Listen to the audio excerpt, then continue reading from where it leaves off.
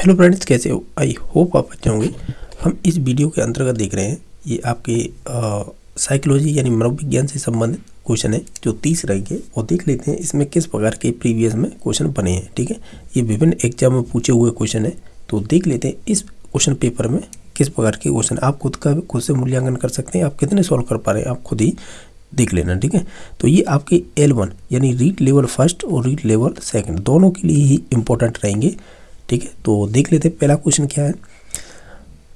पहला क्वेश्चन है कि निम्नलिखित में से कौन सा बाल्यकाल का अन्य नाम नहीं है, यानी आपको चाइल्डहुड का ये कह सकते हैं अवस्था होती है ना, उसका एक अन्य नाम नहीं है इनमें से, वो बताइएगा।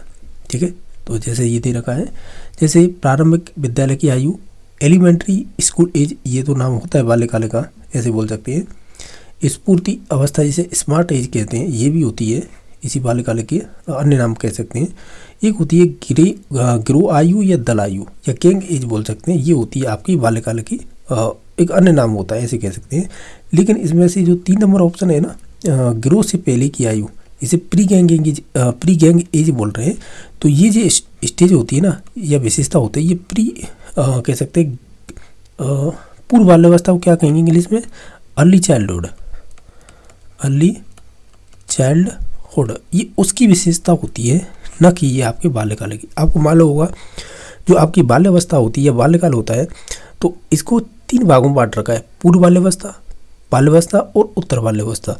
तो ये जो विशेषता है ना, गिरोह से पहले की आयु है या प्री गैंग एज है, ये आपकी पूर्व बाल्यावस्था कह सकते हैं, पूर्व बाल्यावस्था की एक विशेषता होती है। इस वजह से ये अलग ऑप्शन हो जाएगा, बाकी सभी ऑप्शन बाल्यावस्था से संबंधित है। ठीक है, अच्छा क्वेश्चन था, आपने पढ़ा होगा तो आसानी से कर सकते थे। क्वेश्चन नंबर आपका सेकंड है, देखिएगा, ये कह रहा है मंगोलिज्म प्रकार के मानसिक मंदतापूर्ण बालकों का लगभग बुद्धि स्तर प्रसार यानी रेंज कितनी होती है, वो बताइएगा। अगर आप इन सभी ऑप्शनों को ध्यान से देखें तो हम ये कहेंगे, क्या कहेंगे, ये क्वेश्चन मैंने ऑलरेडी 2-3 बार करा दिया है कि जो 20 से लेकर 25 के मध्य होंगे ना, वो आपके ऐसे बोल सकते हैं कि मंगोल प्रकार के जो मानसिक मंदता वाले बालक होते हैं, उनकी बुद्धि स्तर का ये प्रसार है या रेंज आएगा। ठीक है, तो ऑप्शन नंबर 1 सही हो जाएगा। क्वेश्चन नंबर आपका नेक्स्ट है जो है 3 नंबर, कि निम्नलिखित में से कौन सा विकल्प है जो समाजीकरण की प्रक्रिया के अंतर्गत नहीं आता है, यानी जो हमारी कह सकते हैं सोशलाइजेशन प्रोसेस होती है ना, उसके अंडर में कौन सा इनमें से संबंधित नहीं है, वो चूज करना है। अगर आप सभी ऑप्शनों को देखो पढ़ के देख लेते हैं। सामाजिक रूप से सम्मत और तरीकों के व्यवहार को सीखना, ये बात तो सही है। सामाजिक रूप से सम्मत भूमिकाओं को करना, ये भी बात सही है। सामाजिक अभिवृत्ति का विकास करना, सही है। लेकिन आत्म केंद्रित व्यवहार करना, ये इसकी समाजीकरण की विशेषता नहीं होगी। ठीक हो, यानी ऐसे कह सकते हैं ईगो सेंट्रिज्म, यानी आप अपना ही नज़रिया है उसे ही थोप रहे हैं समाज पे, दूसरे के नज़रिए को इग्नोर करते हैं, तो इसे ही कहते हैं ईगो सेंट्रिज्म। जो चीनी पाजी की प्री ऑपरेशनल स्टेज पड़ी हुई, उसमें हम इस विशेषता को पढ़ते थे। बच्चा है जो कह रहा है वो सही है और बाकी सभी नज़रियों को इग्नोर कर देता था। ठीक है, यानी जो दृष्टिकोण होते हैं दूसरे के, उसे इग्नोर करता था। तो ये विशेषता आपके समाजीकरण की नहीं होगी, बस सिंपल सा लॉजिक ये है। ऑप्शन नंबर 4 सही हो जाएगा। क्वेश्चन नंबर 4 है, बुद्धि का एक प्रकार जो साधारणतः नर्तक, एथलीट, सर्जन आदि में पाया जाता है, ये कहलाता है। तो देखिएगा, जब भी हम जो नर्तक होते हैं, डांस करने वाले, एथलीट जो भी खेल से संबंधित होते हैं, और सर्जन जो चीर फाड़ करते हैं, जो डॉक्टर होते हैं, ठीक है, तो इनमें कौन सी बुद्धि का एक प्रकार है ये। तो जब आपने हार्वर्ड गार्डन पढ़ा होगा, उसका बहुबुद्धि सिद्धांत, उसमें 9 प्रकार थे, या आयाम थे या फ्रेम थे। तो उनमें से एक होता था बॉडी काइनेस्थेटिक, शरीर गति की बुद्धि, यानी बॉडी काइनेस्थेटिक इंटेलिजेंस। तो ये उन्हीं की विशेषता है, ये सभी दे रखी है जो, ठीक है, चाहे नर्तकी हो, एथलीट हो, सर्जन हो। तो ऑप्शन नंबर 1 सही हो जाएगा। हालांकि और भी ये भी बुद्धि के प्रकार ही है, यानी हार्वर्ड गार्डन के उन्होंने 9 प्रकार बताए थे। मैं हमेशा ट्रिक बताता हूँ, एल इज बैन, इसे 9 प्रकार याद हो जाएंगे, या 9 आयाम। और 1983 का मतलब 1983 में दिया गया था ये, यानी सिद्धांत। देखिएगा, इसमें से हम अगर चटाई करें कि हमें कौन कौन सी इसमें दे रखी है, देखिएगा, जैसे संगीत दे रखी है। ठीक है, मैं नीचे से स्टार्ट कर रहा हूँ, तो एम कहाँ पे दे रखी है, ये रही म्यूजिकल। ठीक है, तार्किक गणितीय बुद्धि का मतलब लॉजिकल, तो लॉजिकल 2 दे रखी हैं, तो एक तो ये एल है, एक दूसरी है, तो दूसरी का भी नाम बताएंगे, रोकिएगा। एक है स्थानीय, स्थानीय मतलब स्पाइशियल, तो ये इससे संबंधित हो जाएगी। और ये क्या शरीर गतिकी, इसे बोले बॉडी काइनेस्थेटिक, तो ये वाली हो जाएगी बी से संबंधित। अब जो बच रही है उनके नाम सुनिएगा, देखिएगा। देखिए ये वाली एल है ना, इसका मतलब होता है भाषिक बुद्धि, जैसे कवि वगैरह होती है, और इन्हीं में ज़्यादातर होती है जो हम भाषागत बुद्धि बोल सकते हैं या भाषिक बुद्धि, ठीक है। तो ये प्रकार होता है, तो ये बुद्धि से संबंधित। ये आई है ना, इसमें दो हो जाती हैं, एक तो हो जाती है इंट्रा जो हमें हमारे स्वयं से संबंधित, एक होती है इंटर जो दूसरों की भावना से समझने वाली, ठीक है। और कौन बच रहा था, एक ई, इसे एक्सटेंशियल बोलते हैं, अस्तित्ववादी बुद्धि बोलते हैं। एक लास्ट में बची एन, इसे बोलते हैं नेचुरलिस्टिक, जिन्हें प्राकृतिक चीज़ों के बारे में जानकारी होती है, जैसे बॉटनिकल जो साइंटिस्ट होते हैं ना, जिन्हें वनस्पति वैज्ञानिक बोल सकते हैं, उनमें होती है। जो भी किसान होते हैं उन्हें अच्छी प्रकार से खेत वगैरह की जानकारी होती है, जंगल वगैरह की, ठीक है। यानी टोटली बात ये है कि नेचुरल की जानकारी हो, यानी प्रकृति से संबंधित, तो वो आपकी नेचुरल में ही आ जाती है, ठीक है। ये 9 प्रकार थे, 1983 में दिया था, हार्वर्ड गार्डन ने दिया था, जिसका मल्टीपल इंटेलिजेंस कहलाता है, यानी बहुबुद्धि सिद्धांत, ठीक है। तो इस प्रकार का ऑप्शन नंबर 1 सही हो गया था। क्वेश्चन नंबर नेक्स्ट है, निम्न में से कौन सा संवेगात्मक बुद्धि का एक तत्व नहीं है। ये अच्छा क्वेश्चन पूछा है, ठीक है। ये डेनियल गोलमैन से संबंधित है। देखिएगा, डेनियल गोलमैन थे ना, उन्होंने ये 5 स्टेप बताए थे, जिनमें देखिएगा उद्यमी सामर्थ्य है ना, ये वाली विशेषता नहीं होगी। हमें यही पूछा था कौन सा तत्व नहीं है, बाकी आत्माभिप्रेरणा होगी, प्रानुभूति होगी, संबंधों को संचालित करना। ये 5 स्टेप कौन कौन से थे। पहला था, मैं शॉर्ट में ही बता देता हूँ। एक तो था आत्म सेल्फ, इंग्लिश क्या होगी, सेल्फ अवेयरनेस कह सकते हैं, सेल्फ अवेयरनेस में हिंदी में लिख दो, इसे बोलेंगे आत्म जागरूकता। मैं इंग्लिश भी बता दूँ, 1 सेकंड रुकिएगा। इसे बोलेंगे सेल्फ जागरूकता, मतलब अवेयरनेस, सेल्फ अवेयरनेस थी। दूसरा स्टेप कौन सा था, वो था या तो कह सकते हैं इसे स्वनियमन, मैं इंग्लिश भी बताते चलूँगा, स्वनियमन, या इसे ही कह सकते हैं देखो स्वनियमन ही कहते हैं हालांकि कहने को तो, लेकिन इसके इंग्लिश 2 शब्द आते हैं। एक तो सेल्फ रेगुलेशन हो जाएगा, मतलब स्व नियमन मतलब सेल्फ रेगुलेशन हो जाएगा। दूसरा एक शब्द और आता है, वो आता है सेल्फ मैनेजमेंट। तो ये भी ध्यान रखना है, क्योंकि ये दोनों शब्द पूछ लिए जाते हैं, समानार्थी हैं, यानी या तो स्वनियमन कह दीजिएगा दूसरी स्टेज को, या फिर सेल्फ मैनेजमेंट, एक ही बात है। तीसरी होगी, इसे बोलेंगे सेल्फ मोटिवेशन। इसमें दे रखा है, देखिए 2 नंबर ऑप्शन पर, सेल्फ मोटिवेशन यानी आत्माभिप्रेरणा। 4 नंबर पे आती है आपकी, ये दे रखी है ना, प्रानुभूति, इसे बोलते हैं इम्पैथी। तो ये नंबर, इम्पैथी को ही देखो प्रानुभूति कह देते हैं, और क्या कह देते हैं, इसे समानुभूति कह देते हैं, और क्या कह देते हैं। देखिए क्वेश्चन बने हैं ना एग्जाम में इसी पर्यायवाची से, प्रानुभूति, समानुभूति, और एक और शब्द आता है तदानुभूति, यानी ये एग्जाम में क्वेश्चन बने हैं इन शब्दों को लेकर, ठीक है। और ये ना संबंधों को संचालित करना, इसे इंग्लिश में कह रहे हैं कि हैंडलिंग रिलेशन, इसे और नाम देते हैं, इसे देते हैं सोशियल स्किल, या तो सोशल स्किल कह दीजिएगा, या फिर आप ऐसे कह दीजिए हैंडलिंग रिलेशनशिप, यानी संबंधों को संचालित करना।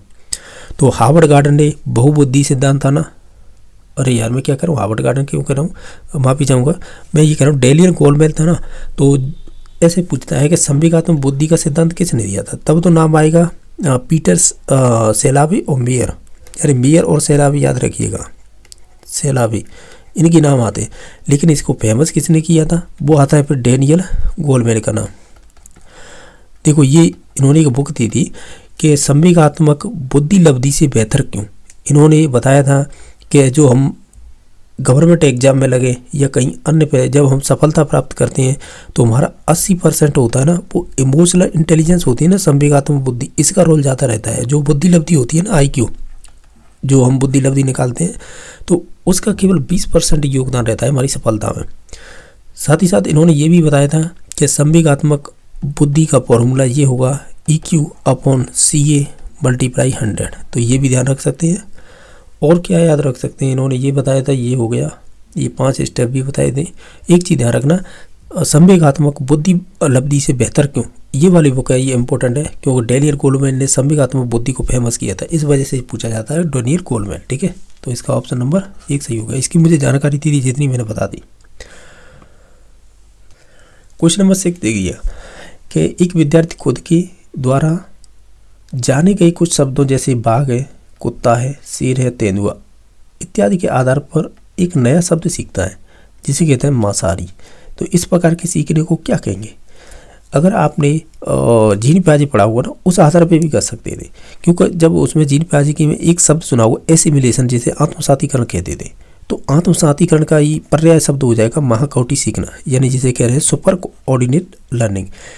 यानी इसमें क्या होता है कि जो भी चीज़ बच्चा देखता है ना, तो उसमें एक विशेषता निकाल लेता है या एक कॉन्सेप्ट बना लेता है कि अच्छा इसमें ये विशेषता इसमें है, तो ये सिमिलर एक वर्ड ले लेता है कि जैसे कि इन सभी के चारों जो भी 13 के थे इसमें ये शब्द, यानी जैसे बाघ, कुत्ता, शेर, तेंदुआ, तो इनके आधार पर उसने एक नया शब्द बना लिया मांसाहारी। तो ये महाकोटि कह लीजिएगा सीखना या एसिमिलेशन, वो एक ही बात रहेगी। ठीक है, तो ऑप्शन नंबर 4 सही हो जाएगा।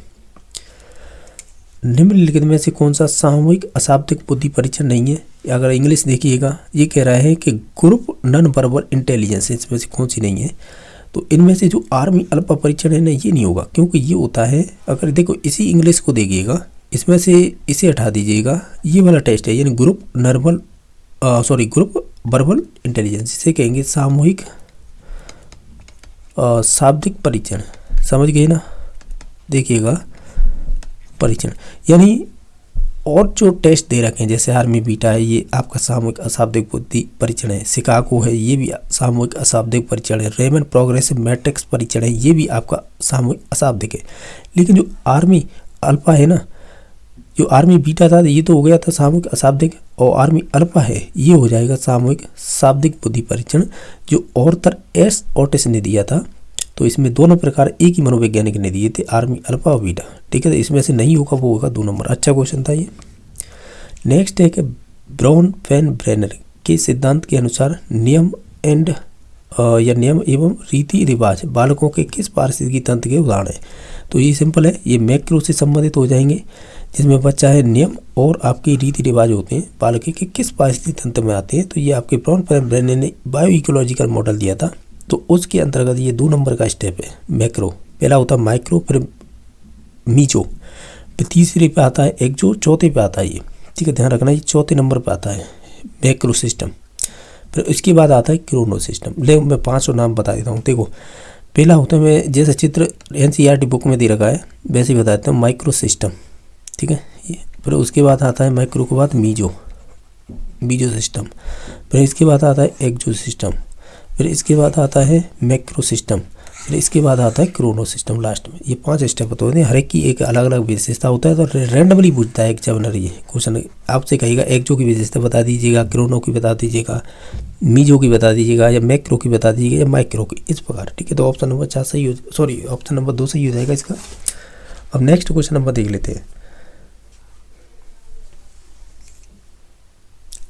ये है कि कोहलबर्ग के अनुसार नैतिक विकास की एक ऐसी अवस्था जिसमें कोई व्यक्ति है अपनी नैतिकता को वर्तमान में प्रचलित सामाजिक मानदंडों अथवा नियमों के अनुरूप आंकता है। तो नैतिकता की कौन सी अवस्था में आएगा, यानी लेवल पूछ रहा है ये। अगर आप इन सभी ऑप्शनों को देखेंगे तो कहीं ना कहीं देखिएगा, मैं सभी जानकारी दूंगा। जैसे ये है ना नैतिकता पूर्व परंपरागत स्तर, जिसे कह रहे हैं pre conventional level of morality, ये आपका लेवल फर्स्ट है। ठीक है, और जो सेकंड है ना नैतिक परंपरागत स्तर, ये आपका लेवल 2 है।